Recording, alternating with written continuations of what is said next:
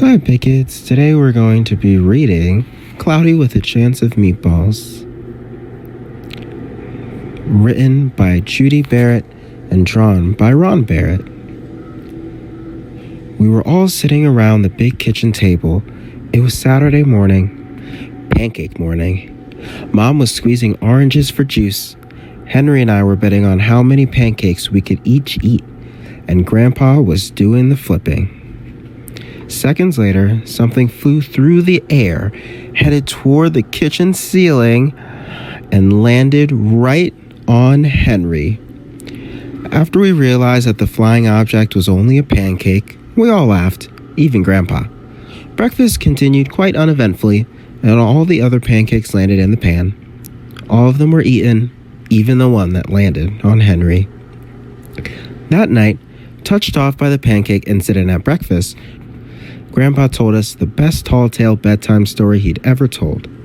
Across an ocean, over lots of huge bumpy mountains, across 3 hot deserts and 1 smaller ocean, there lay the tiny town of Chew and Swallow. In most ways, it was very much like any other tiny town.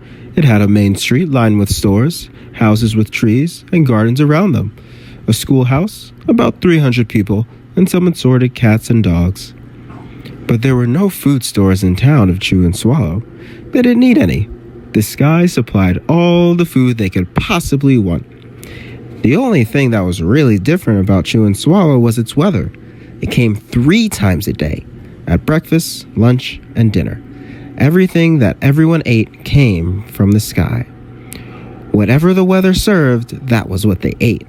But it never rained rain, it never snowed snow, and it never blew just wind. It rained things like soup and juice, it snowed mashed potatoes and green peas, and sometimes the wind blew in storms of hamburgers.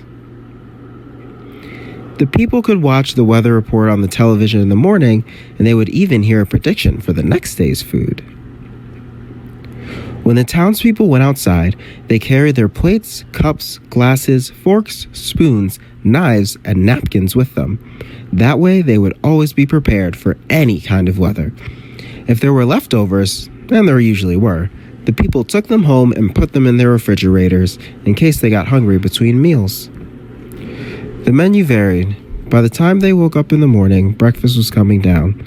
After a brief shower of orange juice, low clouds of sunny-side-up eggs moved in, followed by pieces of toast, butter, and jelly sprinkled down for the toast, and most of the time, it rained milk afterwards. For lunch one day, frankfurters, already in their rolls, blew in from the northwest at about 5 miles an hour. There were mustard clouds nearby. Then the wind shifted to the east and brought in baked beans. A drizzle of soda finished off the meal.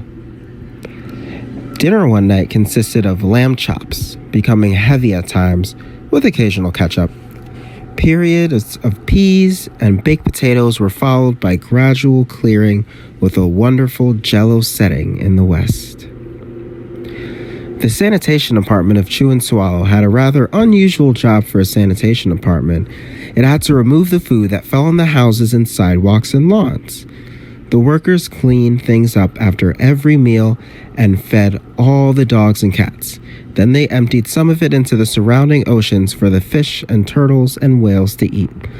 The rest of the food was put back into the earth so that the soil would be richer for the people's flowers gardens. Life for the townspeople was delicious until the weather took a turn for the worst. One day, there was nothing but gorgonzola cheese all day long. The next day, there was only broccoli, all overcooked. And the next day, there were Brussels sprouts and peanut butter with mayonnaise. Another day, there was a pea soup fog. No one could see where they were going, and they could barely find the rest of the meal that got stuck in the fog. The food was getting larger and larger, and so were the portions. The people were getting frightened. Violent storms blew up frequently. Awful things were happening. One Tuesday, there was a hurricane of bread and rolls all day long and into the night. There were soft rolls and hard rolls, some with seeds and some without. There was white bread and rye and whole wheat toast. Most of it was larger than they had ever seen bread and rolls before. It was a terrible day. Everyone had to stay indoors. Roofs were damaged, and the sanitation department was beside itself. The mess took the workers 4 days to clean up, and the sea was full of floating rolls. To help out, the people piled up as much bread as they could in their backyards. The birds picked at it a bit, but it just stayed there and got staler and staler. There was a storm of pancakes one morning, and a downpour of maple syrup that nearly flooded the town. A huge pancake covered the school. No one could get it off because of its weight, so they had to close the school. Lunch one day brought 15-inch drifts of cream cheese and jelly sandwiches. Everyone ate themselves sick, and the day ended with a stomach ache. There was an awful salt and pepper wind accompanied by an even worse tomato tornado.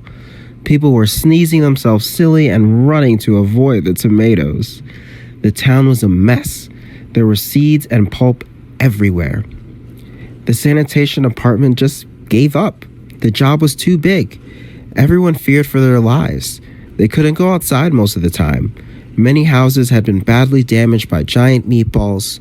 Stores were boarded up, and there was no more school for the children. So a decision was made to abandon the town of Chew and Swallow. It was a matter of survival. The people glued together the giant pieces of stale bread, sandwich style with peanut butter. They took the absolute necessities with them and set sail on their rafts for a new land.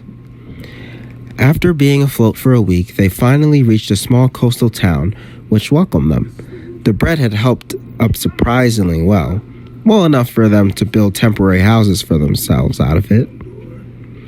The children began school again, and the adults all tried to find places for themselves in the new land.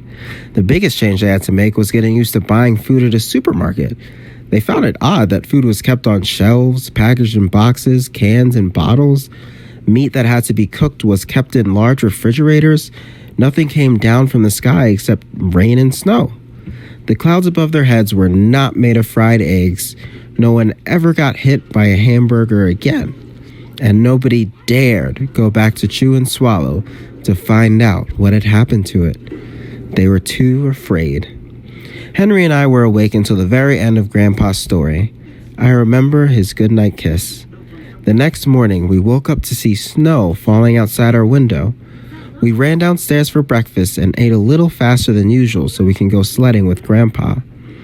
It's funny, but even as we were sliding down the hill, we thought we saw a giant pat of butter at the top, and we can almost smell mashed potatoes.